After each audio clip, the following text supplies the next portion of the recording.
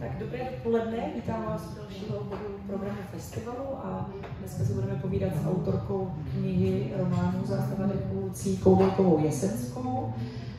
Dobrý den, Lucie, vás také přivítám.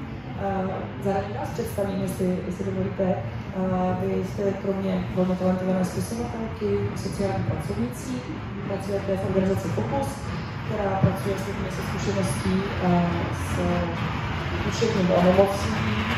A kromě toho bych řekla, že jste také velká cestovatelka, cestovala jste kus cesty světa a myslím si, že můžu jako soudit, že se to odráží i v té vaší knize. Myslím si, že ten hlavní námět, ta hlavní myšlenka vlastně vaše, kterou i razíte možná i mimo ten román, s tím je tak jako spjata. My to určitě rozebereme. Možná tak navnadím, že jde o pobyt v himalajské vesnici, to mě velmi zaujalo, tak k tomu se určitě dostaneme. Jenom na úvod řeknu, že s Lucí povedeme rozhovor, ale zároveň přečteme i nějaké ukázky z knihy, to nechám na Luci, vedle autorské čtení a zároveň bude určitě prostor pro dotazy. Zároveň po naší debatě můžete navštívit stánek nakladatelství Maraton, kde bude Lucie podepisovat knihy. A jsou to mimochodem i knihy k zakoupení. Lucie, já začnu hned na začátek tím, že se zeptám, jak vznikl nápad na napsání knihy Zástava dechu. A zajímá mě možná, v jakém jste byla na rozpoložení nebo v životní fázi. Zajímalo by mě to i jako matku 2 dětí, protože ta kniha se mě velmi dotkla a tuším, že jste jí psala v nějaký moment, který se třeba mohl podobat momentům jiných matek, jiných rodičů.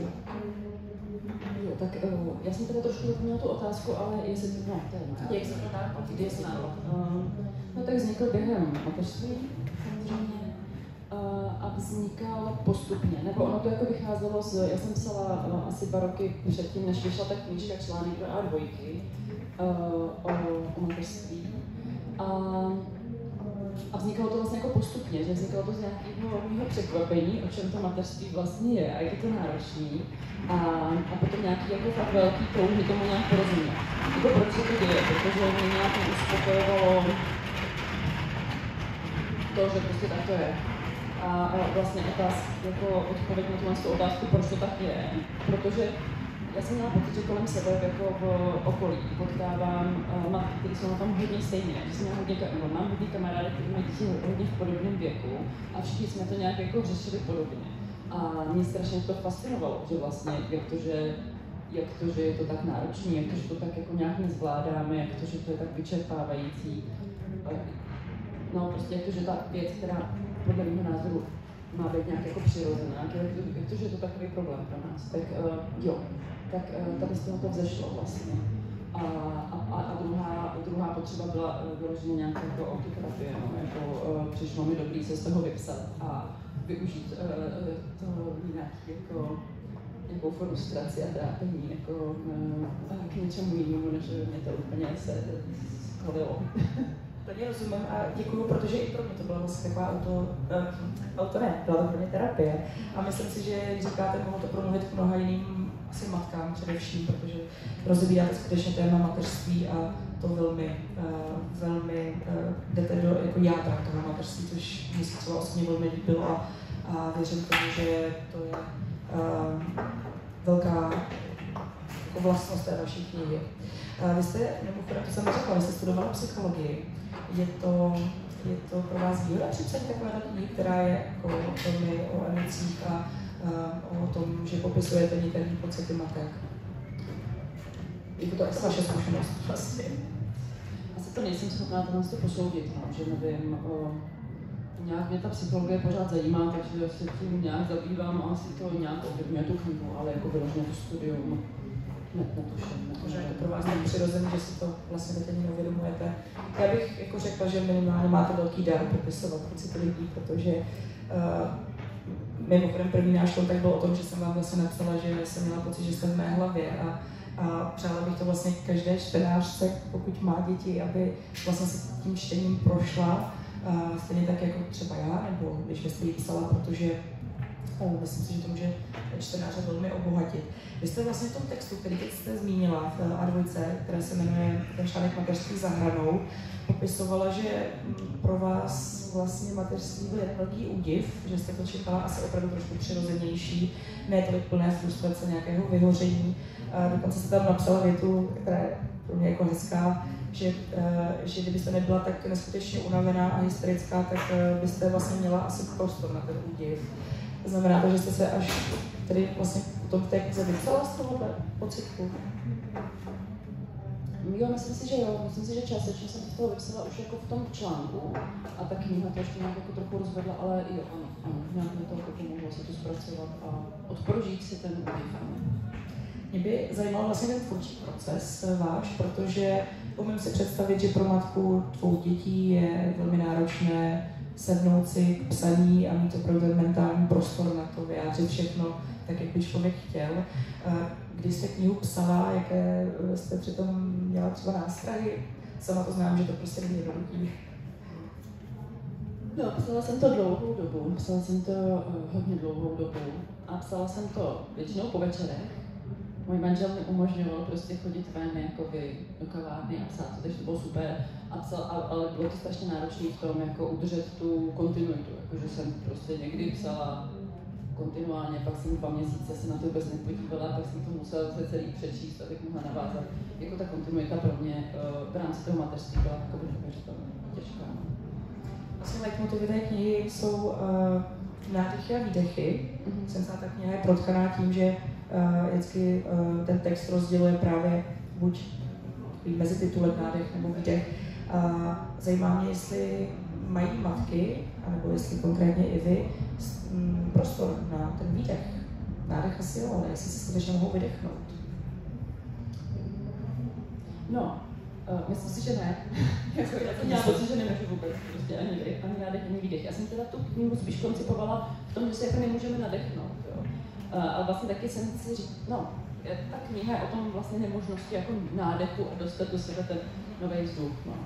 Ale zároveň to vnímám jako, když jsem to říkala na tom křtu, no, že je to jako pro mě jednak ta nemožnost toho dechu pro tu matku a jednak je to, jako ten dech já beru jako něco automatického, co vás prostě, co nemůžete přestat dělat, že jo, ačkoliv si nemůžete nadechnout, tak tam musíte dýchat. A zároveň je potřeba, já tam mám tu apnoe, jako tu zástavu dechu, že vlastně je někdy potřeba se prostě zastavit, přestat dýchat a zahlídnout ten svět jako jinak. A nejít v tom, no, prostě v té zástavě dechu najít sama sebe vlastně a ty svoje blízký. Takže to má jako, pro mě to má tady tyhle ty věrové. Vy v té knize rozebíráte jako různé, jako řekla bych, podtémata mateřství, to prostě téma výchovy, vztahu rodiče, partnerů, rodiče se svým rodičem, to je vlastně taky jako velmi silné téma, samozřejmě nějaké osamocení matky, frustrace, vyhoření, nepřirozenost především toho mateřství v dnešním pojetí a to jsme moc vidíte pohledy na dávnou minulost, k tomu se dostaneme určitě. Ale zajímá mě teď s nějakým odstupem po napsání té knihy, co je pro vás jako matku dětí, které už trošku odrostly.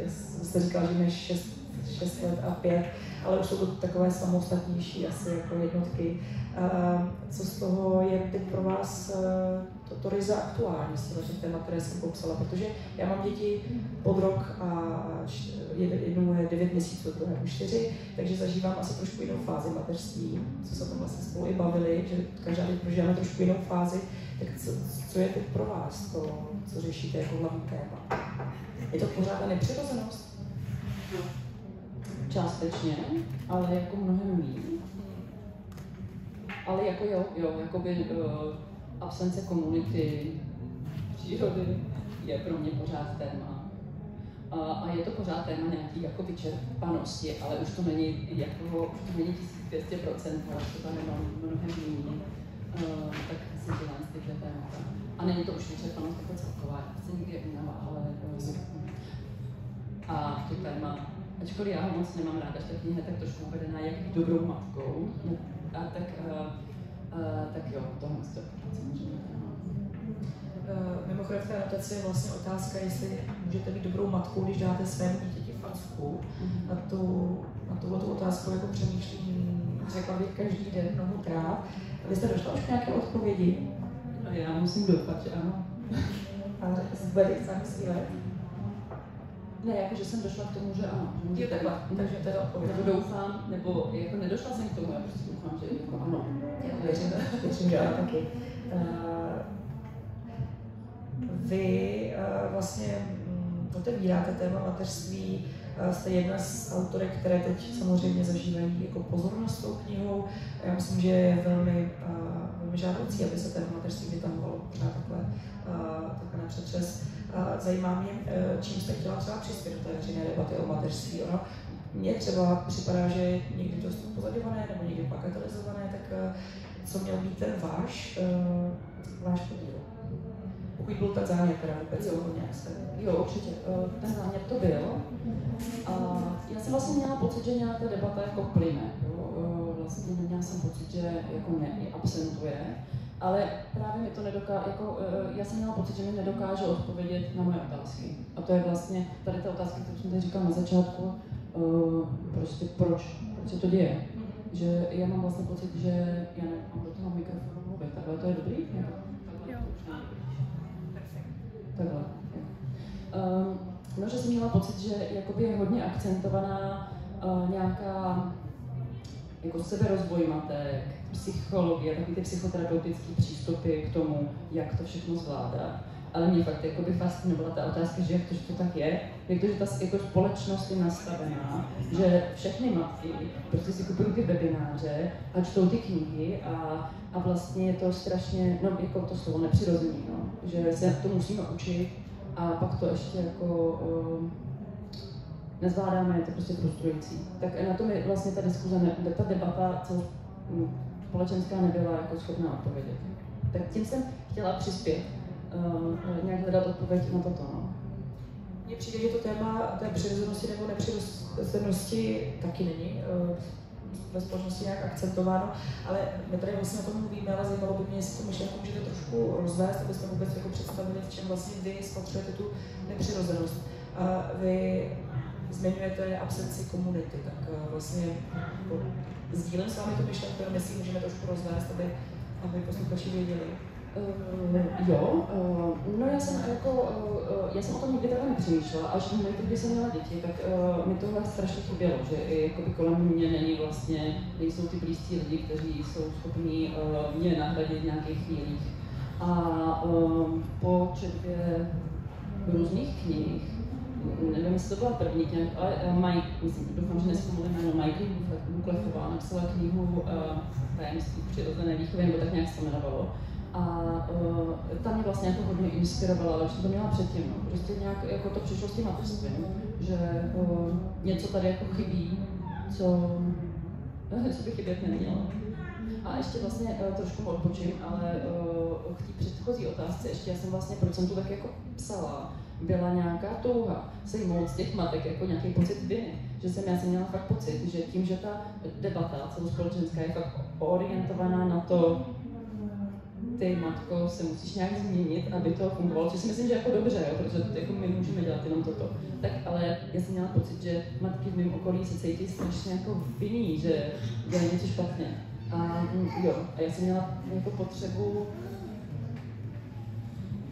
když jsem teda já, aspoň sama pro sebe, měla pocit, že já si uvědomila typu absence komunity, že to vlastně jako fakt není jenom náš problém. Že my s tím nemůžeme dělat nic jiného, než prostě pracovat sami na sobě zatím, ale jako je dobrý si uvědomit, že možná ta společnost není úplně v nějakém nastavení, který je ideální. A že to je prostě něco jako novýho. Já si vlastně myslím, že to je jako nová zkušenost relativně, jakoby už po generace trvající, ale na kterou prostě nejsme zvyklí, jako se kterou nevíme, jak máme pracovat a co v ní můžeme nebo nemůžeme dělat. No.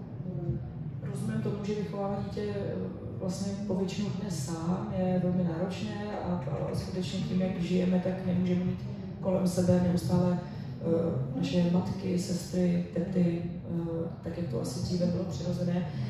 Vy, které konec konců máte tu zkušenost právě z té malajské vesnice, o které jsem na začátku mluvila, a tam jste viděla, že to jde žít jinak, že tam se žije jinak. Jak tam žít teda lidé? Tam žijí ve větší komunitě? Já jsem tam byla v době, kdy jsem mateřství teda ještě jako vůbec neřešila, ani jsem si nemyslela, možná, že budu mít děti někdy, takže jsem na to nebyla tak koncentrovaná, ale určitě ty děti to jsou tam samostatnější, už prostě od raného dětství,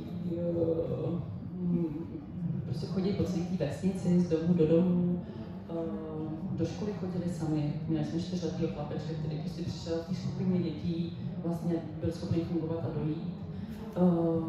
No a pak vlastně jsem si uvědomila ještě, že jako oni se mohli zapojovat do úplně každodenních činností tam a jenom jako tím uspořádáním toho prostoru, jo? Že my máme prostě linky, na které ty děti jako nevidí a záchody, které jsou vysoký a židle, které jsou vysoký a tam vlastně se všechno odehrávalo na zemi. Takže ty děti vlastně normálně přirozeně do toho hrozně rychle jako pronikly.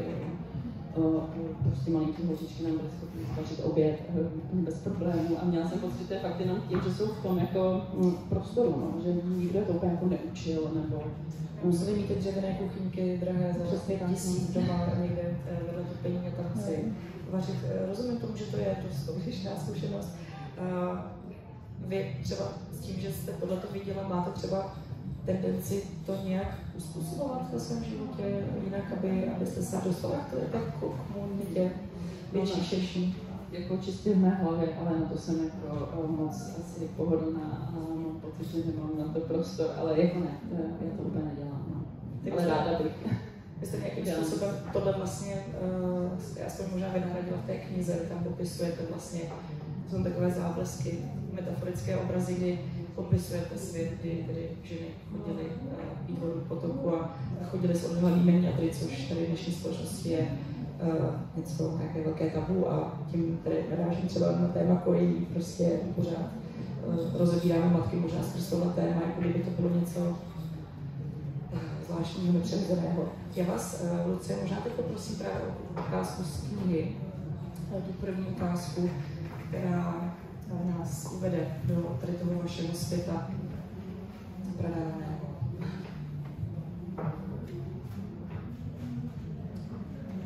Nádech. Mami, to nevadí, to není nic, to nic není, to jsou jenom hovín. Ještě. Nádech. Mami, to nevadí, to nic není, to nejsou hovínka, jenom krev. Tuhle podávala mi Rozárka knihu o zvířátkách. Medvěd bude číst taky. Seděla jsem na zemi, Emu si poseděla na klín. Rozárka si sedla vedle nás. Přitulila se ke mně. Světlo zvenku měklo, zabarvovalo se do oranžova a mírně vonilo po letních ohních. Ukazovali jsme na obrázky v knížce, mluvili o tom, co jedí krávy, ovce a kozy, kde zvířata spí, kam chodí na záchod. Rozárka se zeptala, zda mají medvědi taky menstruaci, a pak téma na dobro opustila. Zaujaly je obrázky bobků jednotlivých zvířat. Porovnávala je se svými a s Eminými. Smáli jsme si. Emma něco nesrozumitelně zamumlala. Rozárce to přišlo vtipné. Smála se, až jí tekly slzy a Emma, polipocená tím náhlým výbuchem radosti, se snažila vytvářet další a další zvuky. Koulala u toho očima, prskala, šišlala. A Roza se smála a smála. Potom se začaly obě stavět na hlavě, vykopávaly nohy do vzduchu, vykřikovaly. Ačkoliv byla Roza starší, opičila se po Emu. Snažila se jí napodobit. Bylo v tom jakési smíření, zrovnoprávnění. Zpívali jsme různé popěvky a světlo se koulelo po podlaze sem a tam, jako by v rytmu melodie. Jen málo kdy se mi stávalo, že bych se dokázala odevzdat dětskému pilotí, té totální absenci času a pravidel. Jen málo kdy se mi stávalo, že bych neměla tendenci odcházet, dělat něco smysluplného, nebo alespoň náš společný čas nějak korigovat.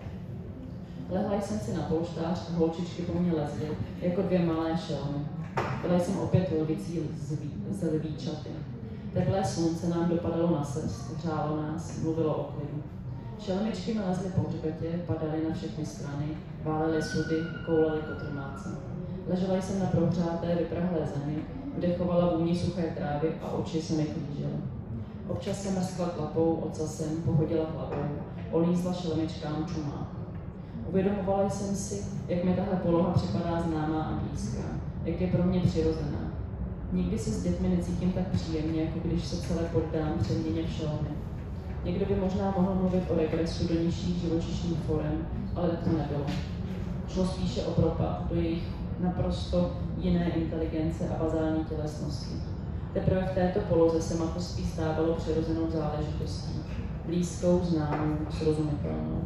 Teprve v této poloze začala dávat naše společná existence smysl. Teprve v těchto momentech jsem se skutečně stávala matkou. Čas se v ty chvíle zastavoval, srdce se připalovala na slunci, vzduch byl nehybný a horký. Šelmičky se začaly protahovat a zývat. Akácie, pod níž jsme leželi, omamně vonila. Nikdy jsem nechápala, kde se ve mně nakonec vždycky vezme ona neznámá a cizí síla zvednout se a savanu zničit. Ale pokaždé jsem se zvedla. Setřásla jsem ze sebe obě šelmy, protáhla si údy. Svět se začal zase pomalu pohybovat. V té chvíle šlo do rozích místností zahlédnout rezavá ozubená kola starého lidského soustrojí. Pozvolna čnečím tempem se dalo opět do skřípavého, zarputilého pohybu vpřed. Vždycky vpřed. Na bezpečí šelem, na bezčasí šelem v něm nezbýval čas. Nádech. Poklidili jsme hračky, namazala jsem chleba máslem a medem a uvařila kakao. Holčičky si svou šelmí podstatu uchránili i u stolu. Olizovali med z chleba, kakao sekali jazykem. Drobili, kapali všude po stole. Smáli se, praskali, cenili na sebe své tesáky, brčeli. Probodávali chleba svými drápy. Mačkali ho, vytvářeli z něj cáry, cucky, kuchvalce. Já už jsem byla opět lidskou matkou, ale ještě ve mně doznívala ozvěna savany. Dokázala jsem je zasahovat. Nechala jsem je. Měli svou zvířecí řeč, jejíž troufnivějící zbytky jsem kdesi hluboko v sobě nosila i já. Už jsem je však nedokázala používat, a tak jsem jen mlčela a pozorovala je jako nějaký vymírající druh nesmírně roztomilých pralesných opic. Med i kakao byly všude. Emma do jejich zbytků šlápla, když slézala ze židličky. Rozárka se tomu smála a pak do nich pochodovala také. Obě potom začaly kakaové cákance roztírat svými těly po podlaze. Patlaly je po nohách židlí a ze spoda stolu. V tu chvíli jsem ty dvě bytosti milovala jako snad ještě nikdy předtím. Píjela jsem se do nich pohledem.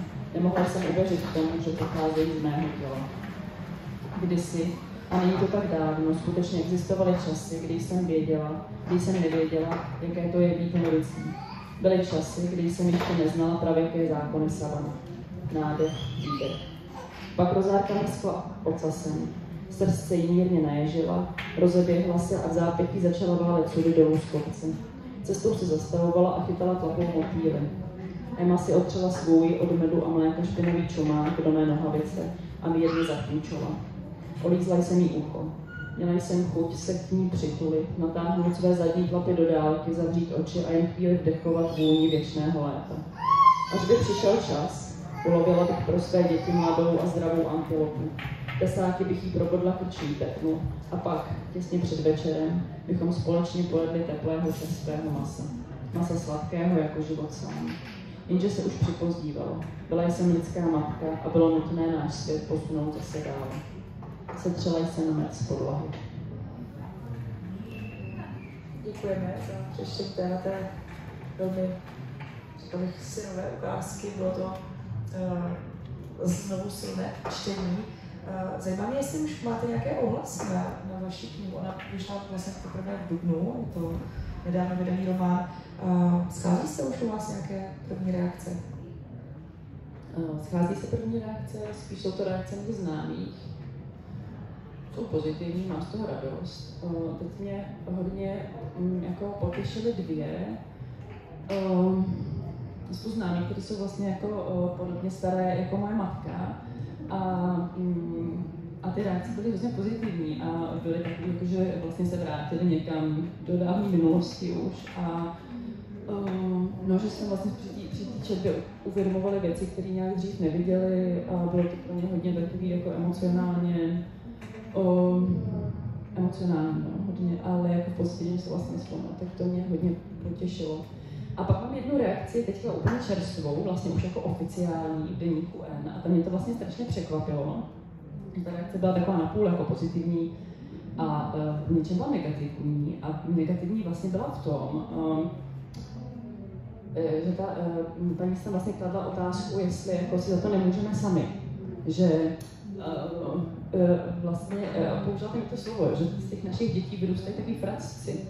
A jak mě to vlastně hrozně překvapilo, protože vlastně mě přišlo, že tu debatu úplně vrátila k tomu, od čeho jsem se vlastně chtěla odpíchnout, jo? Že jako jak to, že to je možný vlastně, jak to, že, protože, no, jak to, že jsme tak jako frustrovaní, tak zaměření na tu výchovu, že to vlastně nám to nejde. No tak bylo to vlastně takový zajímavý, no, tohle to pro mě nějaká první reakce. A vy přitom voláte po té přirozenosti, která mě přijde, že vlastně také, že úplně naopak, ale berete si z toho něco pro sebe? Spíš jsem byla taková překvapená z toho, no, že jako, no, já nevím ještě co, je to takový čerstvý. Ale se vrátím k té pozitivní reakci, kterou jsem našla zatím na internetu já, a tam jedna čtenářka kvituje to, že jste schopná ventilovat pocity matek. Ono to zní tak jako samozřejmě, ale ono to úplně samozřejmé není. Ono, ne, asi bychom nebyli jako matky tak lačné po tom, že někdo jiný ventiluje pocity, kdybychom prostě se k ním dostávali pravidelně a neměli pocit, že jsme my udělali něco špatně, že jsme nějak viny a že jsme to sami, takže za to i za čtenářky, možná i ty budoucí, ještě stávající, já děkuju, protože to opravdu se vám velmi povedlo. Ale moje otázka vlastně zní, jestli jsme opravdu jako zvyklé ty pocity ventilovat, nebo jestli to děláme jenom v nějakém domácím prostředí, jestli vůbec to děláme.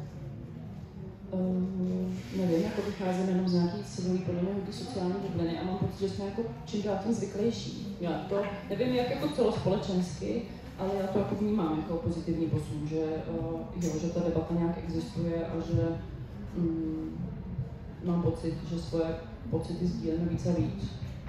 Taky mi přijde, ale vlastně bych řekla, že to je otázka až několika let, a ano, říkám to samozřejmě s tím, že člověk, když se stane matkou, tak začne možná vnímat nějaký ten dialog kolem něj, ale narážím na to, že naše matky, babičky toho ještě možná schopné vůbec nebyly.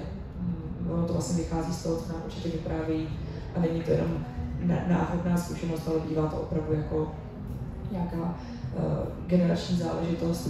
A dostávám se k tomu, jak vlastně vedeme ten mezigenerační dialog. Ono je to velmi zajímavé, že mám trošku pocit, že se k němu dostáváme až v momentě, kdy řešíme jako nějaký problém, kdy někdo teda si dovolí v rodině ventilovat ty pocity, je to ta matka často. Vy tady vlastně i v tom textu, který jsme už jednou zmiňovali, Mateřství za hranou z roku 2023, píšete, proč popisujete tam teda tu ztrátu komunity, o které jsme mluvili, že se pak tedy mateřství bez té komunity zvládá jen těžko. A teď budu citovat vás. Proč je ale pro nás tato situace tak překvapivá, že velká část našich matek a babiček také vychovávala své děti bez pomocí komunity, často ve velkých městech, do kterých se přistěhovali bez širšího příbuzenstva a zázemí. Už i oni prožili nesmírně náročné a znejišťující mateřství. Jak je tedy možné, že jsme od nich neobdrželi tuto zprávu? A to si určitě pokládáme my všichni, proč jsme ty zprávy nepředali. Vy tam vlastně nastínujete už nějakou odpověď, jaká je tedy podle vás? Proč se to neděje?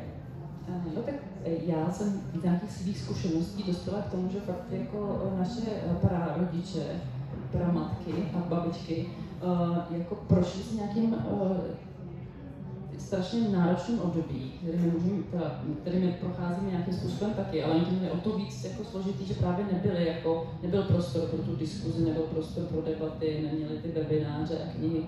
A já aspoň ze svých zkušeností mám pocit, že to prostě hrozně popřeli, že to jakoby zůstalo v nich, že vlastně vzniklo jakýsi tabu, o kterém se nemluví a já mám pocit, že proto se to ke mně nedostalo. A já jsem si jako se svou matkou o tom nemluvila, mám pocit, že to máš takový jako popřený vlastně, že to bylo prostě v pohodě. A obě moje babičky, to bylo v tom článku, ale opravdu o tom jako začaly mluvit až těsně a vlastně byly to naše poslední rozhovory. Oni se vraceli k tomu mateřství a bylo to hrozně jako emocionální, jak to bylo vlastně jako náročný a vyjmenovávali ty situace, které vlastně chtěli jako jinak. A no, bylo to pro mě jako hodně silný. Mám pocit, že jako ten mezigenerační dialog prostě nefunguje. A myslím si, že to je z toho důvodu. To jsou ty zranění nespracované, kterých se jako bojíme dotknout. No. Vy vlastně říkáte, že tedy až ta naše generace má za úkol, nebo asi si to i jako vzala za své, otevírat tato tabu témata a řešit je a nedělat z nich to tabu už. Ale říkám si, jestli máme i možnost, kromě toho, že si povídáme sami mezi sebou, jakožto matky a malých dětí, jestli nemáme třeba i pomoc právě těm matkám, které to zažily už dávno před námi a to zranění si nesou dál, jestli je nemáme v tomhle nějak upečovat, by to slovo takhle nemám moc ráda, ale jako nehodí se to vlastně právě otevírat ty debaty ještě zpětně, třeba o tom, jak nás vychovávali, a nejenom ty matky, ale i ty babičky vlastně. Já teda mluvím ze zkušenosti, kdy já jsem nevyrůstala se svými už rodiči, nezažila jsem je, ale moje maminka měla 4 děti a byla na to určitě hodně sama. Takže když teď to otevírám já jsem, tak taky si všímám toho, že tam někde ty zranění jsou. Máme to dělat častěji, máme přivádět do toho ještě vzpomínání.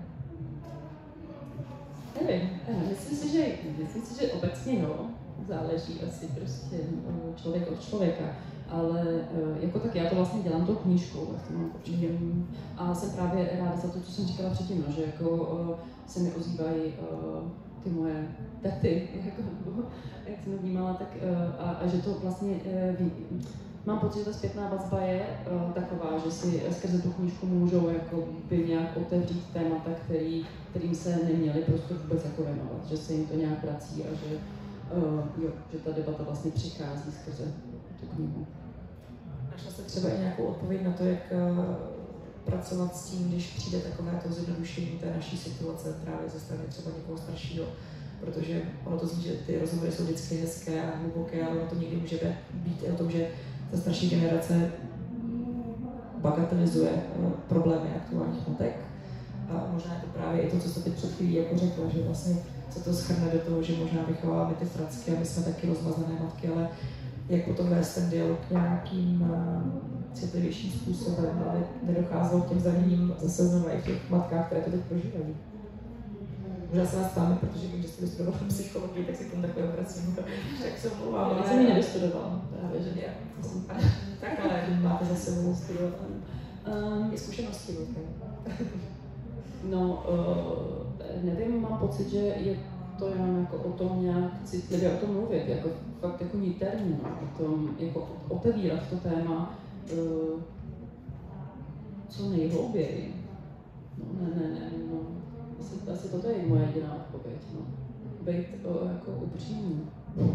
Tak to je, myslím, velmi hezký závěr, který si můžeme odnést nejen z naší debaty teď, ale i z té vaší knihy, která popisuje velmi niterné pocity a určitě tam nedochází k bagatelizaci toho, co matky zažívají. A já vás ještě na závěr poprosím o jednu ukázku z knihy.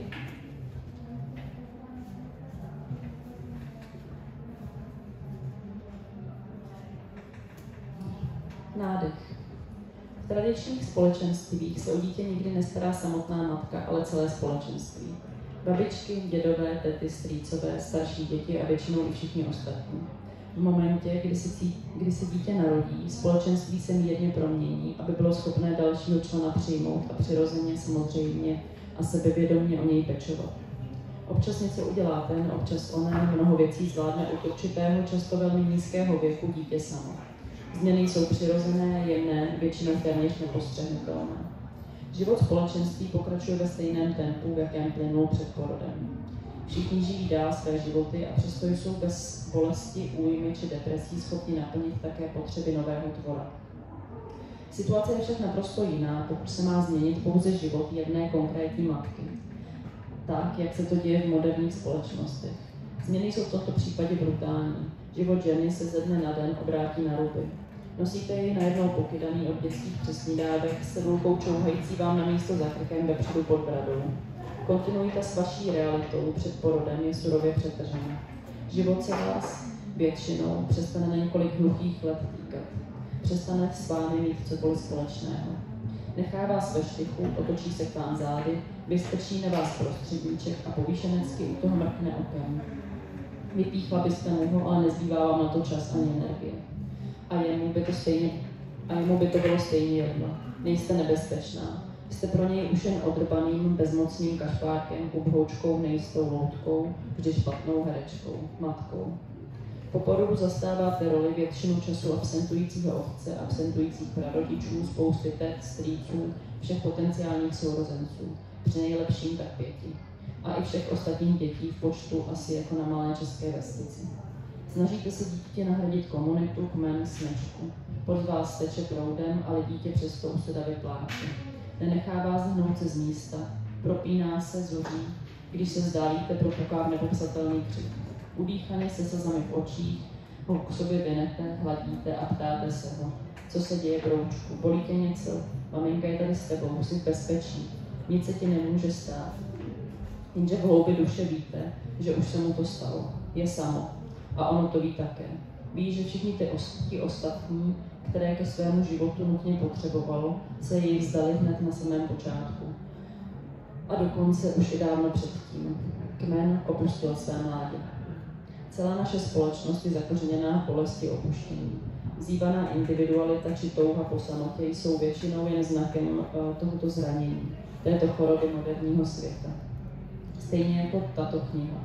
Umění se vyvinulo ze zoufalé potřeby lásky, kterou jsme zažili pouze na kmenové úrovni kdysi dávno, ale jako jedinci jsme ji nikdy neokusili. Vyvinulo se z nutkavé potřeby přirozené a samozřejmé lásky desítek blízkých a aktuálně přítomných lidí. Lásky, která vás zaplaví jako sladká povodeň hned v ten moment, kdy svou holou hlavu vyskočíte poprvé na svět. Na svět, do kterého skutečně patříte, protože jste mezi svými.